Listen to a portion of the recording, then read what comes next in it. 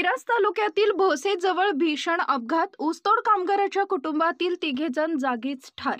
मयतमध्ये 1 वर्षाच्या बालकाचा समावेश. रत्नागिरी नागपूर राष्ट्रीय महामार्गावर भोसे गावामध्ये हॉटेल नंदनवन जवळ मध्यरात्रीच्या सुमारास भरधाव बोलेरो वाहनानं दुचाकी मोटरसायकलला उडवल्याची घटना घडली. या अपघातात दुचाकीवरील तिघे जागीच ठार झाल्याची घटना घडली.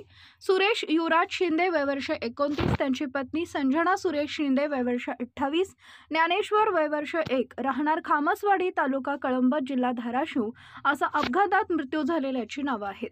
कर्नाटक बेडंक्याळ इथं ऊस तोडी पट्टा पडल्यानं गावी परत जात होते. त्यांच्या टोळीतील सर्व सहकारी नातेवाईक हे ट्रकमधून पुढे गेले होते. सुरेश आणि त्यांची पत्नी आणि 1 वर्षाचा मुलगा हे मोटारसायकलवरून जात असताना पुणे येथील बोलेरो 4 चाकी वाहनानं पाठीमागून धडक दिल्यानं हा अपघात झाला. अपघातानंतर बोलेरो वाहन सोडून चालक पसार झालाय. अपघाताची माहिती मिळताच मिरज ग्रामीण पोलिसांनी घटनास्थळी धाव घेत होती. बोलेरो वाहन तसेच दुचाकी वाहन पंचनामा करून पोलिसांनी ताब्यात घेतले असून गुन्हा नोंद करण्यात